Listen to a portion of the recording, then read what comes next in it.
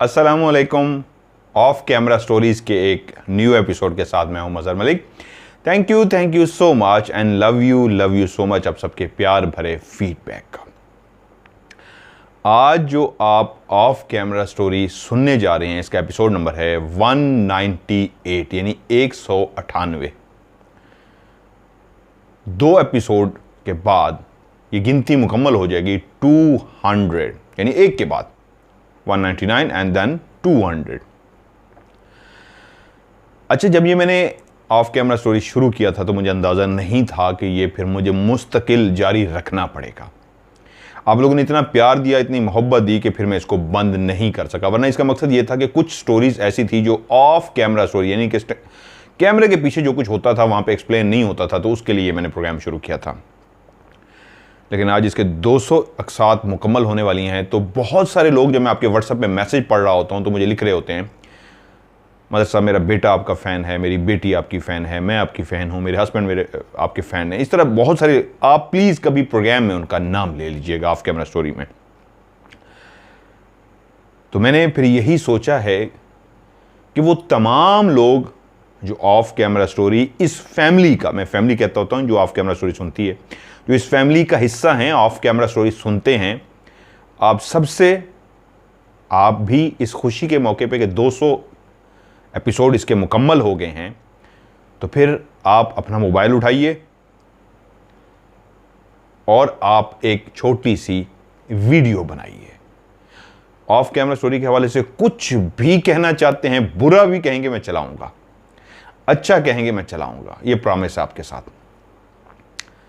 लेकिन एक चीज़ का ख़ास ख्याल रखना है, मोबाइल इस तरह पकड़ के रिकॉर्डिंग नहीं करनी, मोबाइल इस तरह पकड़ के रिकॉर्डिंग करनी है। बहुत सारे लोग टिकटॉक के लिए, मुख्तलिफ सॉफ्टवेयर के लिए जो बनाते हैं वो यूं बनाते हैं, तो आपने यूं नहीं, मोबाइल को यूं पकड़ना है, यानी इस अंदाज में फ्रंट से बनाए, बैक से बनाए, मोबाइल इस तरह पकड़ के आपने वीडियो बनानी है, हॉरिजेंटल। ये वर्टिकल होता है, हॉरिजेंटल इस तरह हो मोबाइल को पकड़ा हुआ। ये मिस्टेक नहीं करनी। अगर इस तरह मोबाइल से बना के भेजेंगे तो साइडें खाली रह जाती हैं। इस तरह आपने मुझे वीडियो बना के भेजनी है। वीडियो बना के आप मुझे मेरे व्हाट्सएप नंबर पे सेंड कर दीजिए। मुख्तसर कुछ कहना चाहते हैं तो इतना कह दें कि हम भी इस ऑफ कैमरा स्टोरी फैमिली का हिस्सा हैं और आपको 200 अक़सात मुकम्मल होने पे बहुत बहुत मुबारकबाद देते हैं। लेकिन शुरू में अपना नाम बता दें। मेरा नाम ये है और मैं फ़लाँ मुल्क से बात कर रहा हूँ या कर रही हूँ। आपको 200 किस्तें मुकम्मल होने पे बहुत बहुत मुबारकबाद। ये भी एक छोटा सा मैसेज कर सकते हैं, या इसके अलावा कुछ भी आप चाहते हैं आपका नाम स्क्रीन पे आए तो आप वीडियो बनाइए। आप सबकी वीडियो इंशाल्लाह मैं प्रोग्राम, एक स्पेशल प्रोग्राम बनाऊंगा ऑफ कैमरा स्टोरी का, जिसमें आप सबकी वीडियोस शामिल होंगी। तो उठाइए अपने मोबाइल को और इसी अंदाज में जिस तरह मैंने बताया है, हॉरिजेंटल वीडियो बनाइए। लेकिन कोशिश कीजिए वीडियो बहुत ज़्यादा लंबी ना हो, 30 सेकंड या बहुत ज़्यादा हो, मेरे ख्याल में 45 सेकंड से लंबी ना हो। इस वीडियो को आपने भेजना भी मुझे व्हाट्सएप पे, और मेरा व्हाट्सएप का नंबर मैं रिपीट कर देता हूँ शुरू में ही। जो पाकिस्तान से बाहर हैं वो मिलाएंगे पहले पाकिस्तान का कोड +92 313 665550। मैं रिपीट कर देता हूं, +92 313 665550। और जो पाकिस्तान से भेजेंगे वो डायरेक्ट नंबर मिलाएंगे 0313665550। इस पे आप ऑफ कैमरा स्टोरी के हवाले से कुछ भी कहना चाहते हैं अपने नाम के साथ, और अपना नाम और अपने शहर का नाम लाजमी बताना है आपने। मुझे वीडियो सेंड कीजिए, आप सबकी वीडियो प्रोग्राम में शामिल होगी। आज की जो स्टोरी जो मैं आपको सुनाने जा रहा हूं मुझे भेजी है साइमा जुनैद ने, गुजरात, इंडिया से उनका ताल्लुक है।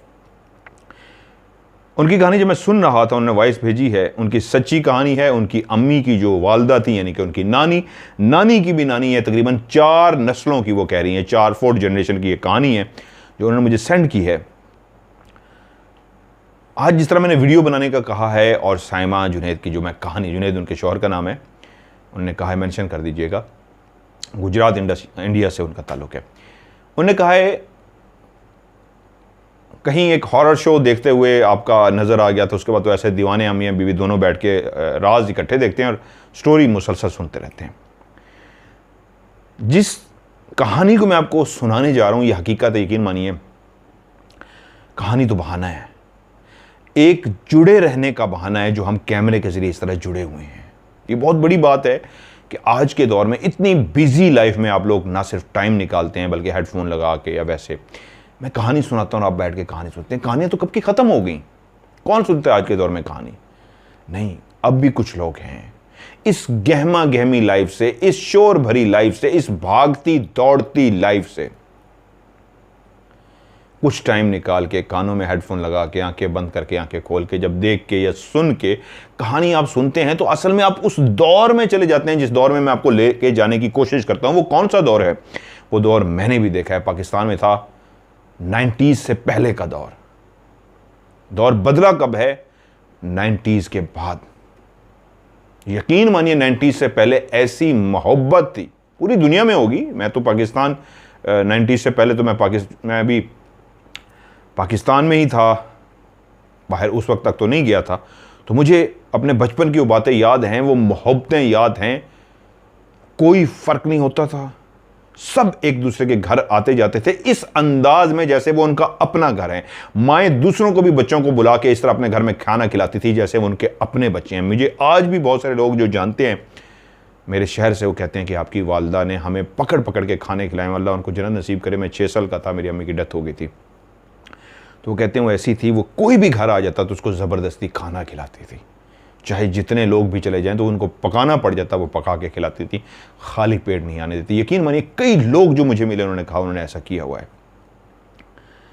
वो ऐसा दौर था, लोग एक दूसरे से ना सिर्फ इज्जत करते थे, प्यार करते थे, एहतराम का रिश्ता था, आंखों में भी शर्म व हया थी।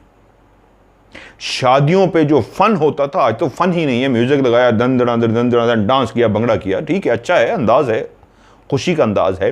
वो ऐसा अंदाज होता था कि शादी पे एहतमाम होता था। शादी से 10 दिन 15 दिन पहले तैयारियां शुरू हो जाती थी। गांव में किसी की शादी है, शहर से मेहमान आने हैं, बिस्तर कोई देने आ रहा है, चारपाई कोई देने आ रहा है। लड़ाई किस बात पे हो रही है? ये मेहमान मेरे घर, क्योंकि मेहमान को ठहराने के लिए भी तो आज तो होटल्स में ठहरा दिया जाता है, उस वक्त गांव के अंदर होटल्स तो नहीं होते थे। तो लड़ाई होती थी कि ये मेरे घर मेहमान ठहरेगा, और दूसरा कहता था हमसाया, ये मेरे रिश्तेदार नहीं, हमसाए जो इर्द गिर्द रहते थे वो पकड़ पकड़ के हम जो मेहमान आते थे उनको अपने घरों में ले जाते थे और अपने आप को फख्र से, खुशी से बसाते थे कि यार हमारे घर में मेहमान है। उनका मेहमान नहीं था, शादी किसी की है, उनका मेहमान है यार, वो अपने घर में ठहरा रहे हैं, उनका खाना पीना ये वो बंदोबस्त कर रहे हैं, हमारे घर में मेहमान है। मेहमान अल्लाह की रहमत है, तो वो खुश इस बात पे होते थे हमारे घर में आज अल्लाह की रहमत आई है।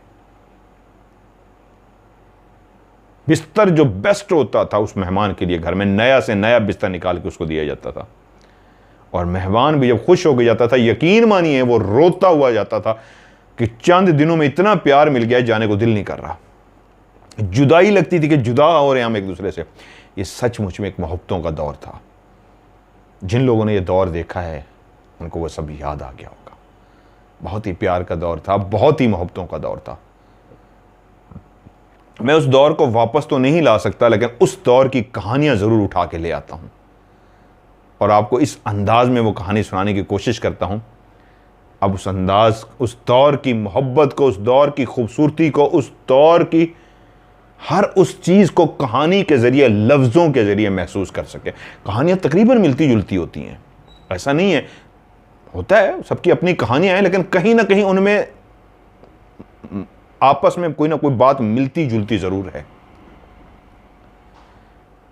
लेकिन अच्छा ये लगा कि आज 200 एपिसोड मुकम्मल होने वाले हैं और आप लोगों ने मेरा साथ दिया, इस कहानी में सुना, इसको पसंद किया, और लव यू सो मच आप लिखते हैं। आपकी पसंदीदगी को देख के मैंने इसको बंद नहीं किया, इसलिए मैं कह रहा हूँ आप भी इसका शिरकत करें और भेजें एक वीडियो बना के। लेकिन ये बार बार कहूँगा, वीडियो इस तरह भेजनी है, मोबाइल यानी इस तरह पकड़ के रिकॉर्ड करना है, ऐसे पकड़ के मोबाइल को रिकॉर्ड नहीं करना।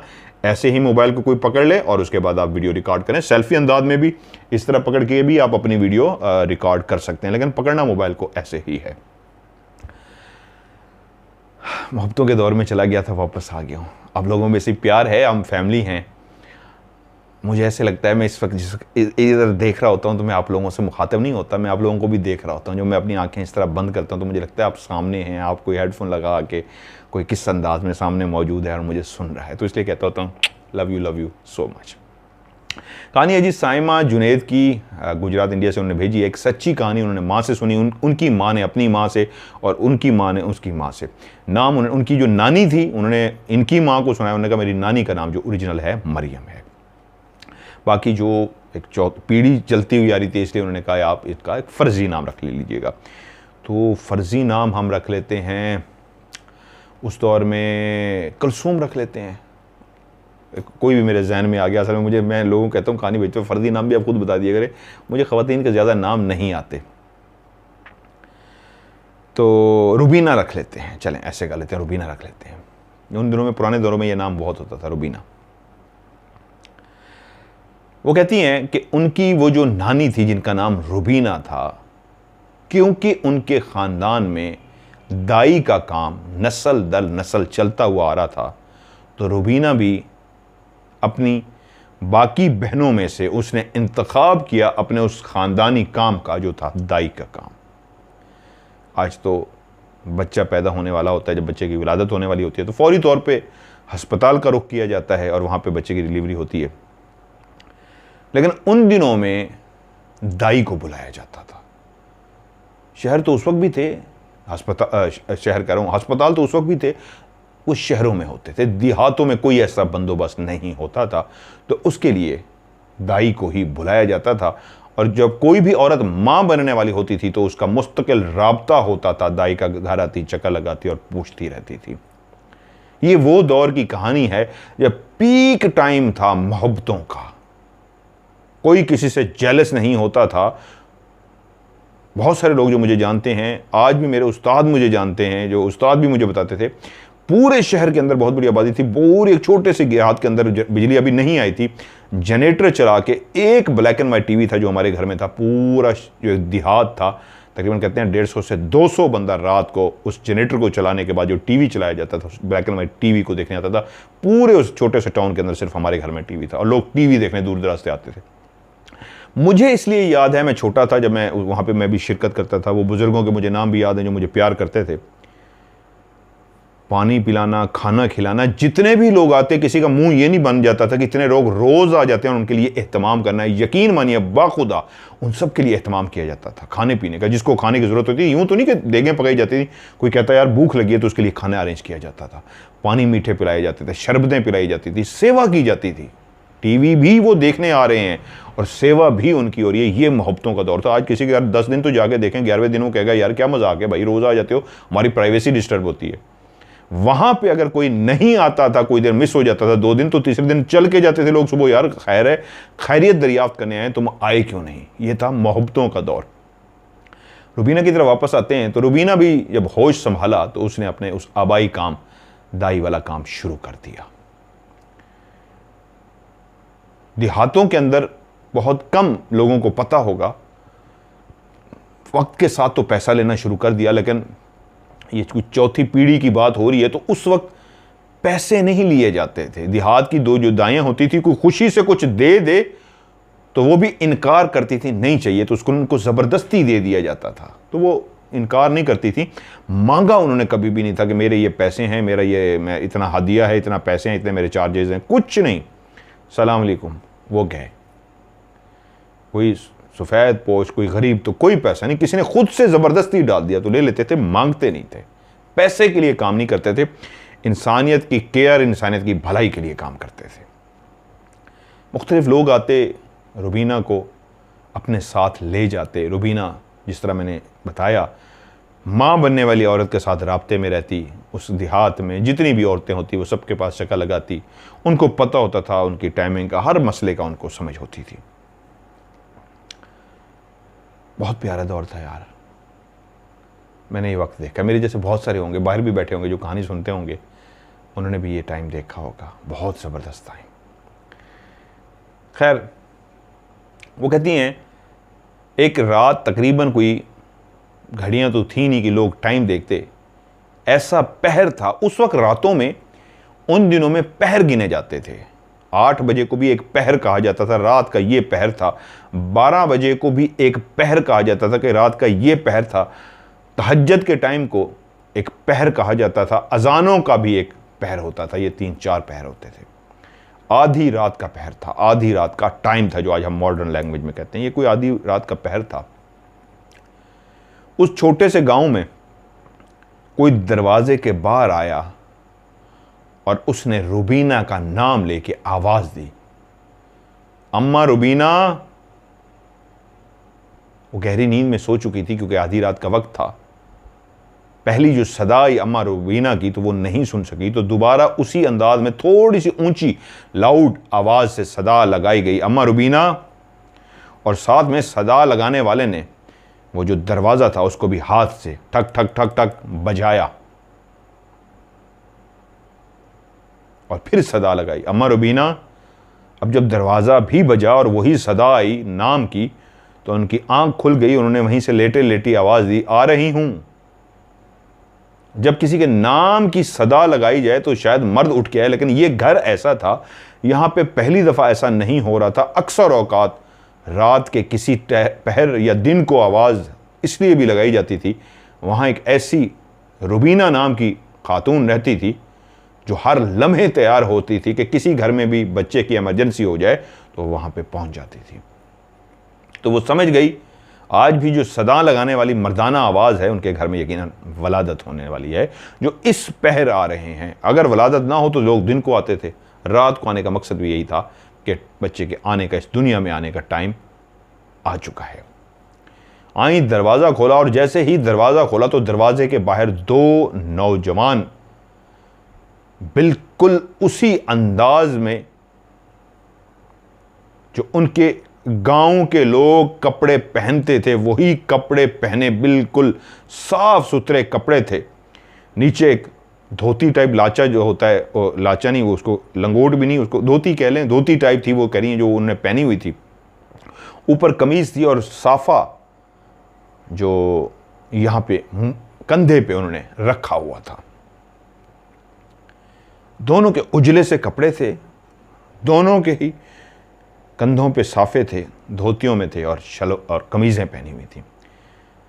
अम्मा रुबीना ने, अब वो बहुत एजेड तो नहीं थी लेकिन एक काफ़ी उम्र हो चुकी थी, उनकी शक्लों को गौर से देखा और यूं पहचानने की कोशिश की जैसे वो पहचान पाई, क्योंकि मोहब्बतों का दौर था, सब एक दूसरे को पहचानते थे। ऐसा बहुत कम होता था कि कोई किसी को ना पहचानता हो। तो क्योंकि मुझे फिर अपनी एक बात याद आ गई, जब मैं ये पहली दफ़ा बाइक लेके दिया गया था तो पूरे शहर में मेरे पास बाइक था और मेरी टांगें नहीं पहुंचती थी, और मैं जब चला के गुजरता था तो लोग पहचान लेते थे कि किसका बेटा जा रहा है। इसलिए नहीं मैं बता रहा, मोहब्बत की खुदा की कसम मुझे बता रहा हूं कि लोग सब जानते थे एक दूसरे को, यार ये कौन है, ये किसका बेटा है, ये कौन है। बहरहाल उन्होंने कहा, जी बेटा मैंने आपको पहले नहीं देखा, आप कहाँ से आए हो? तो मुखातिब हुए, माँ जी वो जो फलां गांव है साथ वाला, वहाँ से हम आए हैं, हमारे घर में बच्चा होने वाला है, तो इसलिए रात के इस पहर आपको तकलीफ़ दे रहे हैं। आप हमें नहीं जानती क्योंकि हम साथ वाले गांव से आए हैं। क्योंकि वो पहचान गए थे, रुबीना उनके चेहरों को गौर से देखने की कोशिश करी थी, जैसे वो पहचान क्यों नहीं पा रही, तो वो इसलिए तफसील से उन्होंने बता दिया कि आप हमें नहीं जानती, हम दूसरे गांव से आए हैं।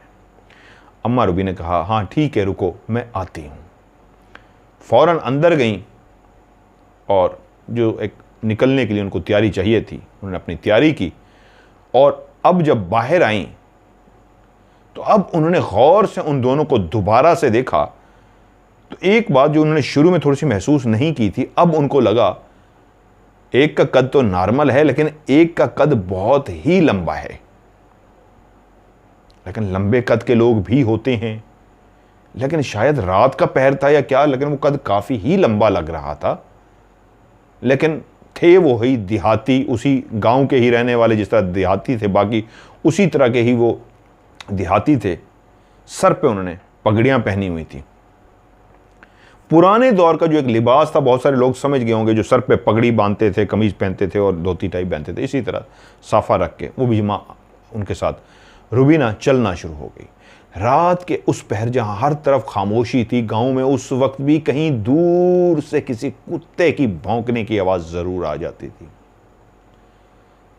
अगर किसी घर के अंदर जानवर बंधा था तो हाँ, वो रात के पहर भी कोई आवाज जरूर निकाल देता था, चाहे वो बकरी हो, गाय हो, भैंस हो।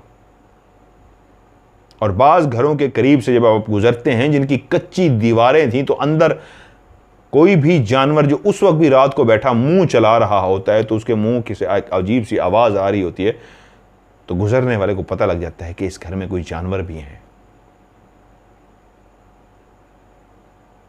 घरों की दीवारें उस दौर में इतनी ऊंची नहीं होती थी, और अम्मा उनके साथ चलती चलती उस जगह पे आ गई जहां पे वो छोटा सा गांव अब तकरीबन खत्म हो चुका था। अब रास्ता शुरू होता था लहलहाती फसलों का। अब तो फसलें ही फसलें थीं, लेकिन क्योंकि वो बता चुके थे कि हम साथ वाले गांव से आए हैं, तो अम्मा एक बात पे और परेशान हो गई। अगर साथ वाले गांव से ये आए हैं तो इनके पास सवारी भी नहीं है, क्या मुझे साथ इनके पैदल चल के ही जाना होगा? साथ वाला गांव तो काफी दूर है, ये सवारी भी क्यों नहीं लेके आए? क्योंकि अब उनका रास्ता उन फसलों के दरमियान जो छोटी सी पगडंडी बनी हुई थी उसके ऊपर चलते हुए वो लोग गुजर रहे थे। और अम्मा ये बात सोच रही थी, मैं थक जाऊंगी, ये तो बहुत लंबा रास्ता होगा। लेकिन एकदम से उनके दिमाग में ख्याल आया, गरीब होंगे, यकीनन कोई सवारी नहीं होगी, तभी रात के इस टाइम इमरजेंसी में आ गए हैं, वरना अगर कुछ खाते पीते होते तो जरूर कोई ना कोई सवारी साथ लेके आते। अम्मा उनके साथ चलती रही। चलते चलते चलते वो एक ऐसी जगह पे पहुंचे जहां पे एक कच्ची सी दीवार नजर आ रही थी,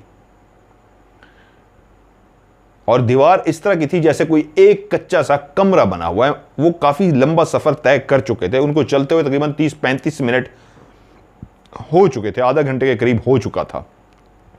और दूर से कच्चा कमरा नजर आ रहा था, लेकिन उस कमरे का कोई दरवाजा नहीं था। सामने ही उसकी कोई एक दीवार थी जिसके अंदर एक गोल सा बड़ा सा सुराख था, और सुराख भी इतना बड़ा था जिसमें से एक टाइम में एक शख्स झुक के दाखिल हो सके। अब माँ जी जो खामोशी से उनके साथ चलती हुई आ रही थी, एकदम से बोली, बेटा और कितनी दूर जाना है? उन्होंने कहा, माँ जी वो सामने हमारा घर आ गया है।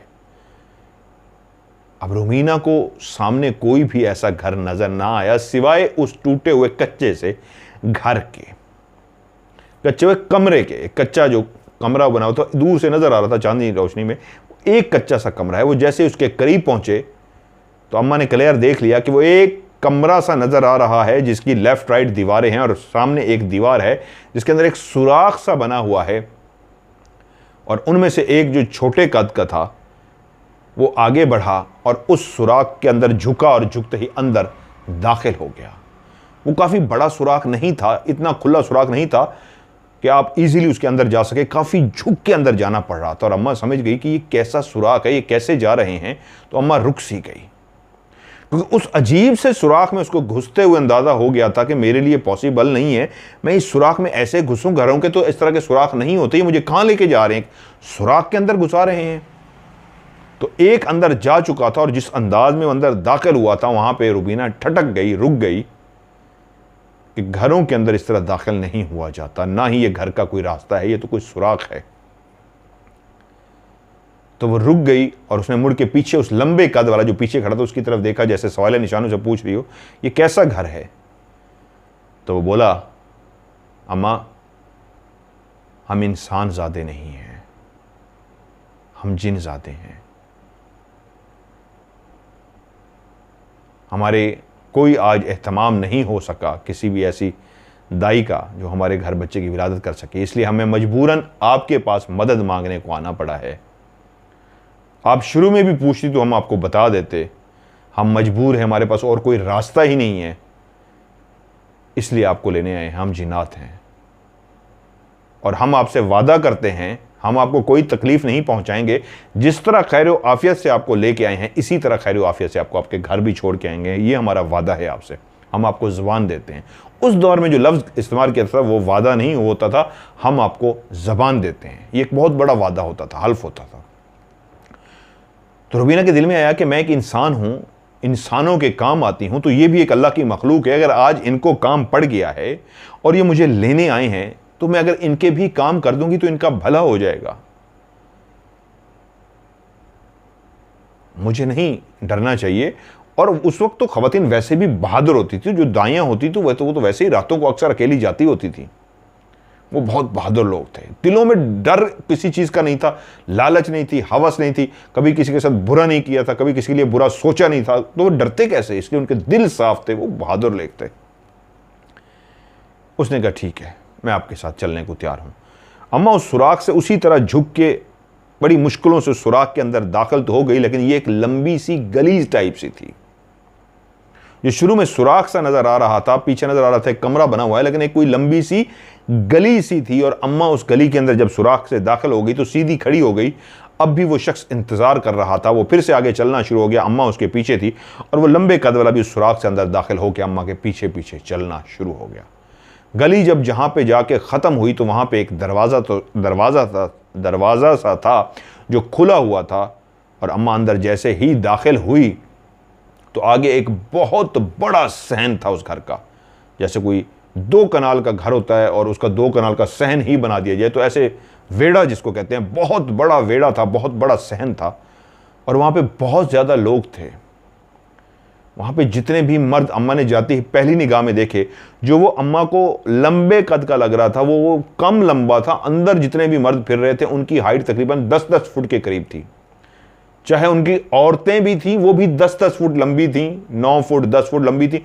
मर्द भी उनके इसी तरह सब के सब लंबे थे, यहाँ तक कि बच्चे भी फिर रहे थे, तो वो कद में बहुत ज़्यादा लंबे थे। एक बात जो उनके अंदर मुश्तरक थी वो ये थी, नाक, आंखें, होंठ, मुंह, कान, बाल, हाथ, टांगे सब कुछ इंसानों की तरह था, सिवाय कद के जो बहुत लंबे थे। क्योंकि वो बाहर बता चुके थे कि हम जिन ज़ादे हैं, तो अंदर ये जितने भी थे ये जिन्नात का कबीला था जो इंसानी रूप के अंदर था।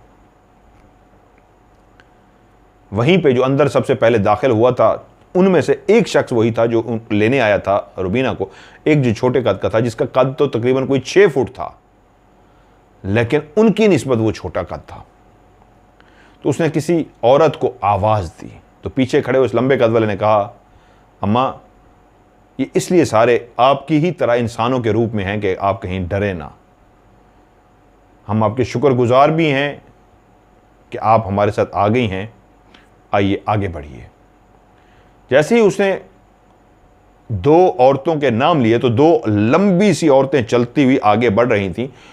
उन औरतों का हुलिया बिल्कुल उन देहाती औरतों की तरह था जो अम्मा रुबीना के गांव के अंदर औरतें जिस तरह के कपड़े पहनती थी, बिल्कुल उसी तरह के कपड़े पहने हुए थे। बिल्कुल अलग थलग कोई बात नहीं थी, सिवाय कदों के, कद लंबे थे, बाकी सब कुछ वैसा ही था। वो आई, अम्मा को उन्होंने सलाम किया और कहा आ जाइए। अब वो जितने भी मर्द, औरतें और बच्चे वहां पे मौजूद थे वो सब अम्मा रुबीना को देख रहे थे कि उन जिन्नात के बीच में आज एक पहली इंसान थी जो दाखिल हो गई थी। वो भी एक बहादुर औरत थी। उसने अल्लाह से दिल ही दिल में मदद मांगी, या अल्लाह मेरी मदद करना, मुझ पे रहम फरमाना। एक फरीज़ा है जो तेरी रज़ा के लिए, ये भी तेरी मखलूक है, इस फरीज़े को, इस फ़र्ज़ को मैं अदा करने जा रही हूँ। अम्मा खामोशी से आगे बढ़ी, वो सब रास्ता देते गए। काफ़ी ज़्यादा रश पड़ा हुआ था, जैसे आज वहाँ पे पता नहीं वो हमेशा से ऐसे इकट्ठे ही रहते थे या आज बहुत ज़्यादा रश था।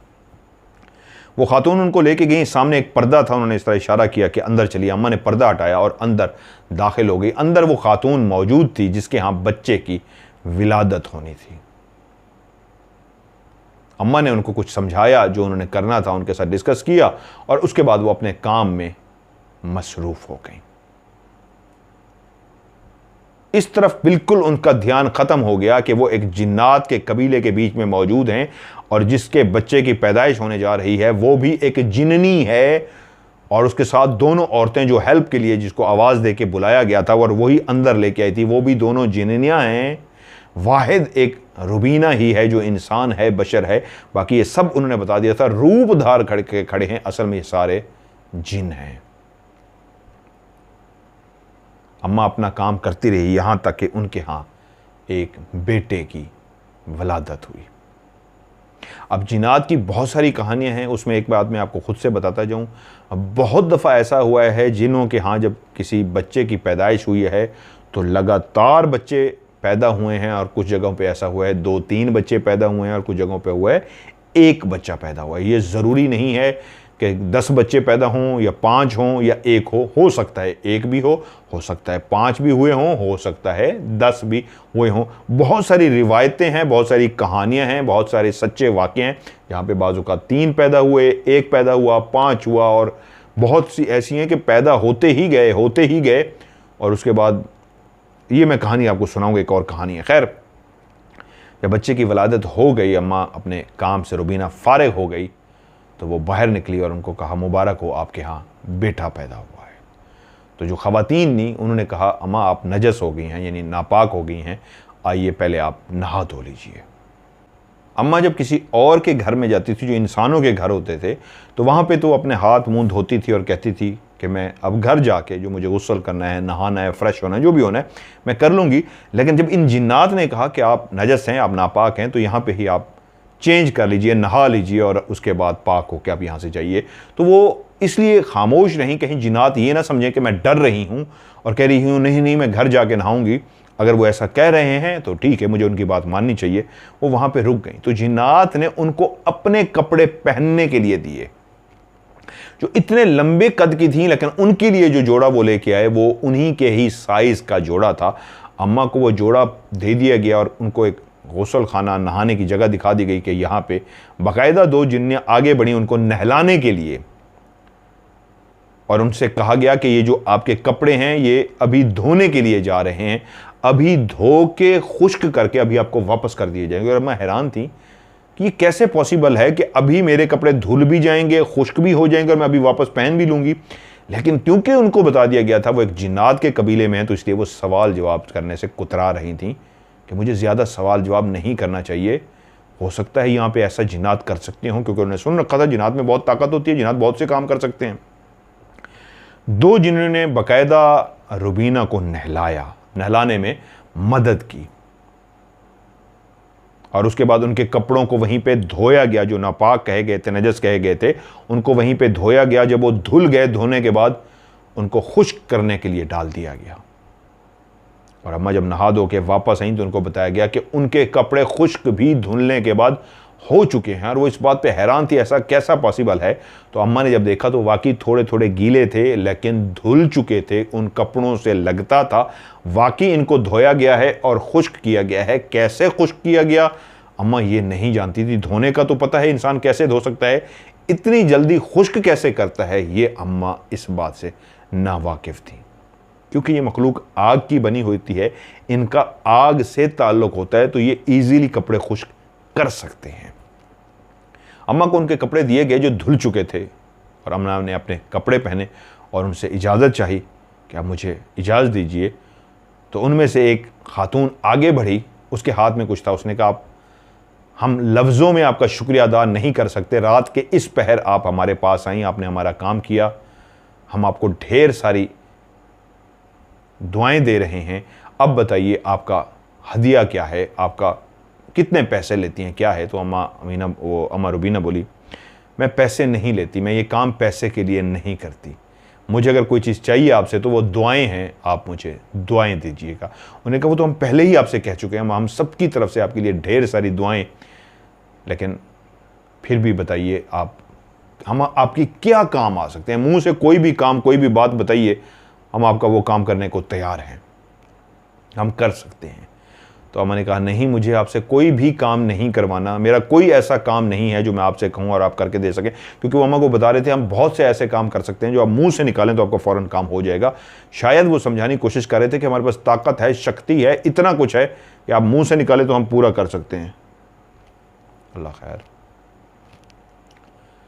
तो अम्मा ने कहा नहीं, मुझे सिर्फ दुआएं चाहिए। तो उनमें से एक औरत आई, उसके हाथ में पता नहीं क्या था, उसने दोनों हाथों में ऐसे पकड़ा हुआ था। एक दूसरी औरत और आगे बढ़ी, अम्मा ने जो दुपट्टा पहना हुआ था, दुपट्टे के पल्लू को खोला गया, कोना जो था उसके कोने को ऐसे खोला गया, उसने वो जो मुट्ठियों में कोई चीज़ रखी हुई थी उस दुपट्टे के अंदर रखी और उसको यूं गोल सा किया, और उसके बाद उसको गांठ लगा दी, बंद कर दिया।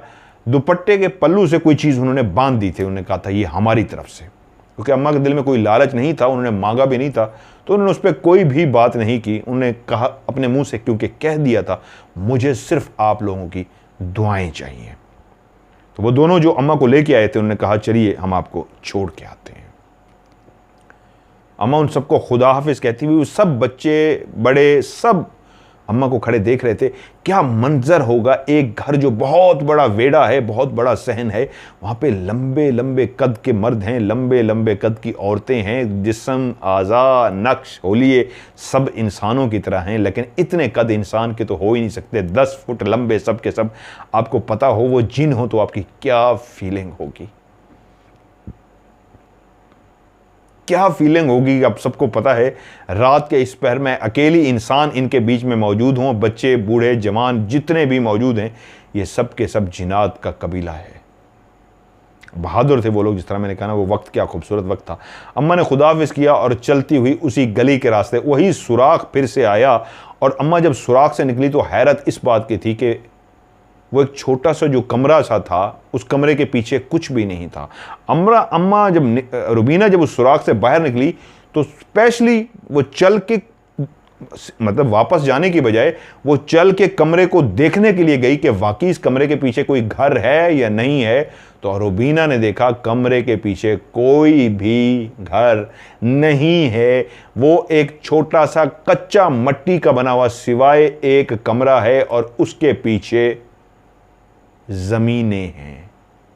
वो जितने बड़े हवेली, जितने बड़े मंजर को देख के आ रही थी, इस सुराख से गुजरने के बाद एक गली थी और गली के बाद जैसे 2 कनाल का घर होता है, इतना बड़ा घर। यकीनन वो तो कमरे से, इस सुराख से बाहर निकलते ही नजर मुड़ के इंसान देखे पीछे, जहां पे 2 कनाल का घर हो तो उसको तो दूर से नजर आ जाए कि हाँ ये घर है सामने। लेकिन फिर भी अम्मा जान के पीछे मुड़ के गई, उस कमरे के कोने की तरफ खड़ी होकर देखने लगी कि वाकई पीछे कुछ है।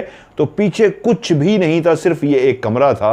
तो वो समझ गई थी वो जिस सुराख से गुजर के गई हैं और आगे लंबी गली आई है और घर आई है, अब वहां पे कुछ भी नहीं था। वो कहां गई थी, कैसे गई थी, उनको नहीं पता, क्योंकि वहां पे सिर्फ एक कमरा था, छोटा सा कमरा।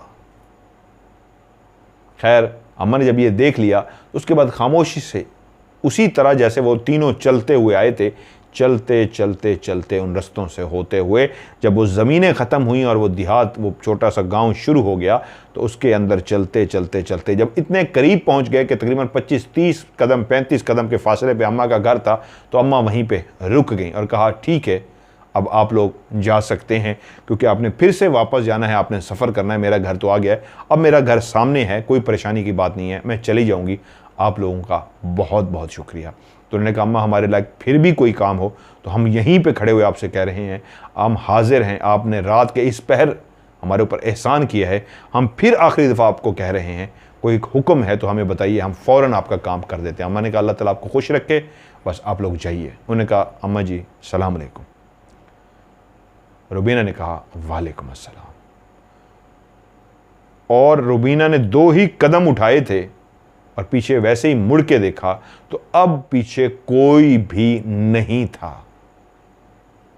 आए वो चलते हुए थे अम्मा के साथ, अम्मा को लेके भी, रुबीना को लेके भी चलते हुए, घर छोड़ने भी चलते हुए आए थे, लेकिन खुदा हाफिज करने के बाद रुबीना ने जैसे ही 2 कदम उठाए, मुड़ के देखा तो पीछे कोई भी नहीं था, वो जिनज़ादे जा चुके थे।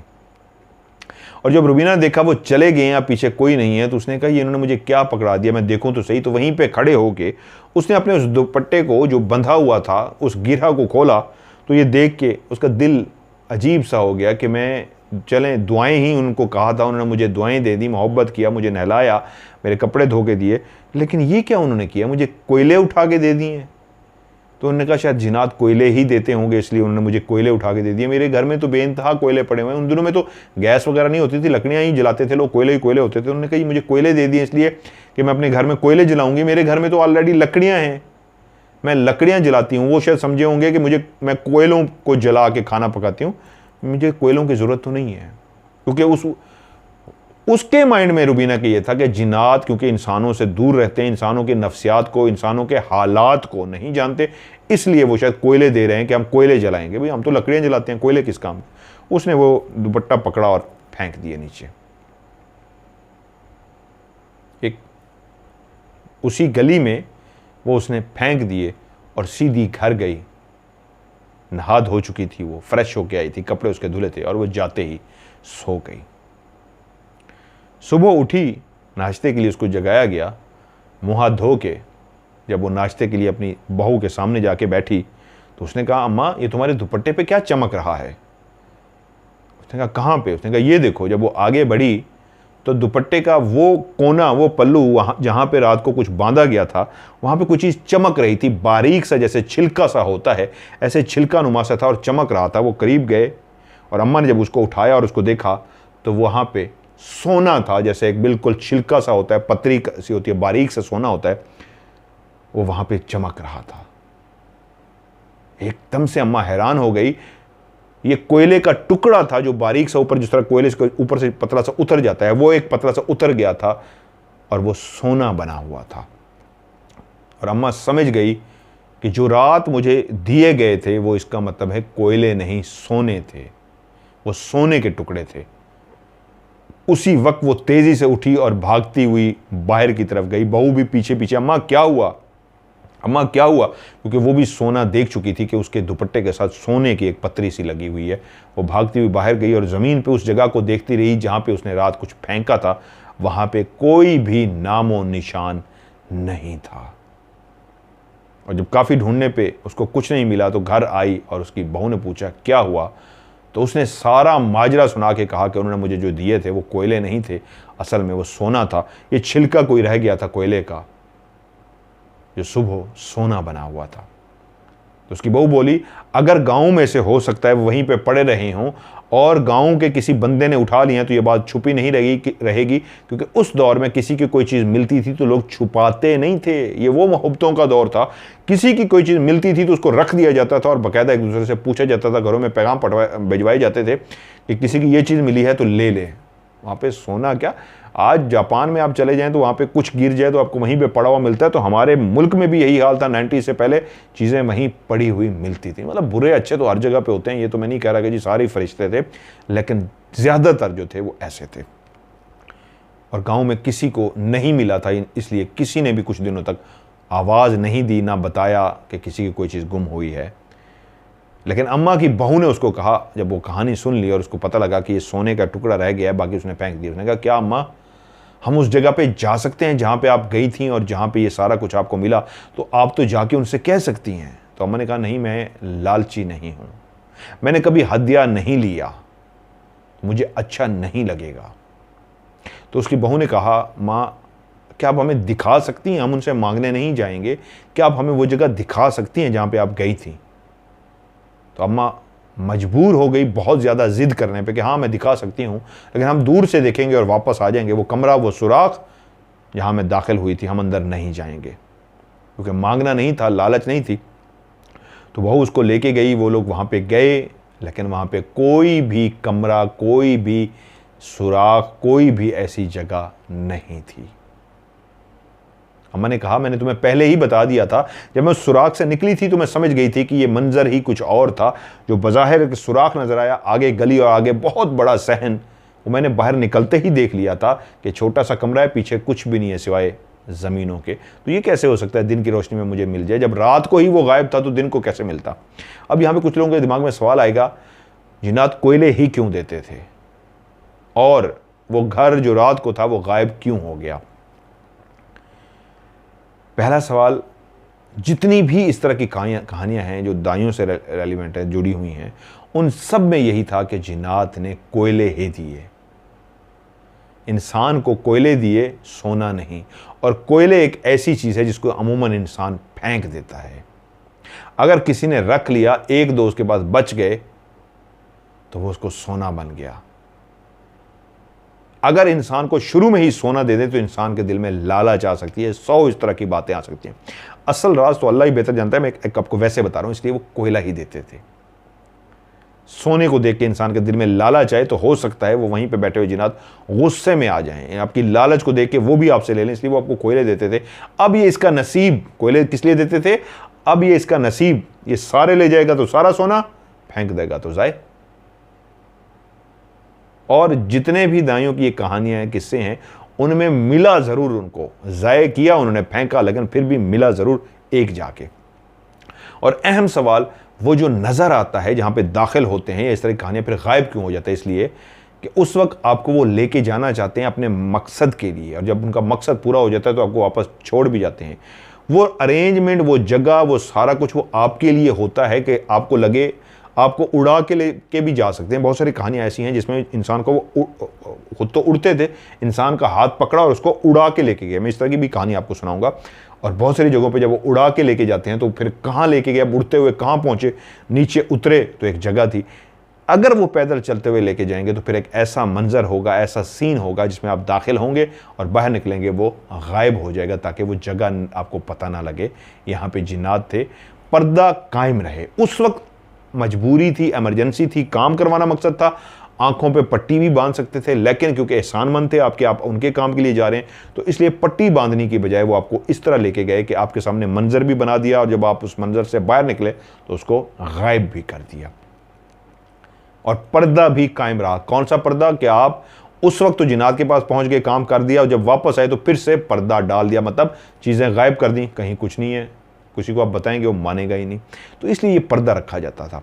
तो फिर लास्ट में कहूँगा जी, जिस तरह मैं कहता हूँ कहानी भेजें, कहानी ज़रूर भेजें। आप व्हाट्सअप करें मेरे नंबर पे, वॉइस मैसेज करें या लिख के भेजें, लेकिन लास्ट में लफ्ज़ कहानी ज़रूर भेजें। लेकिन आज जो मैं आपसे रिक्वेस्ट कर रहा हूँ वो ये कर रहा हूँ, आप लोगों की फरमाइश पे आप लोग कहते हैं हमारा ऑफ कैमरा में नाम ज़रूर लीजिएगा, तो मैं आपको कह रहा हूँ वीडियो बनाइए और उस वीडियो को मुझे सेंड कीजिए। मोबाइल को ऐसे नहीं पकड़ना, मोबाइल को ऐसे पकड़ना है, ऐसे पकड़ के आप वीडियो बनाइए। 30 सेकंड की, 45 सेकंड की, इससे ज़्यादा ना हो, और 10 सेकंड की, 15 सेकंड की छोटी, जो सिंपल कहना चाहें तो इतना कह दें जी, मेरा नाम ये है और मेरे शहर का नाम, मैं इस शहर से मुखातिब हूँ और ऑफ कैमरा स्टोरीज़ के 200 किस्तें मुकम्मल होने पे हम आपको बहुत बहुत मुबारकबाद कहते हैं।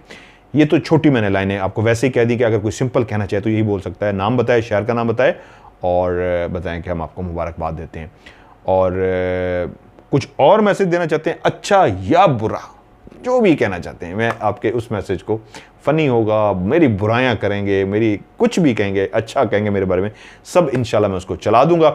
तो भेजिए, इंशाल्लाह 200 एपिसोड मुकम्मल होने पे आप सबकी वीडियोस को मैं प्रोग्राम में शामिल करूंगा। मेरा व्हाट्सएप का नंबर है +92, उनके लिए जो बाहर मुल्क से भेजेंगे, +92 313 6655500। मैं रिपीट कर देता हूँ, +92 313 6655500।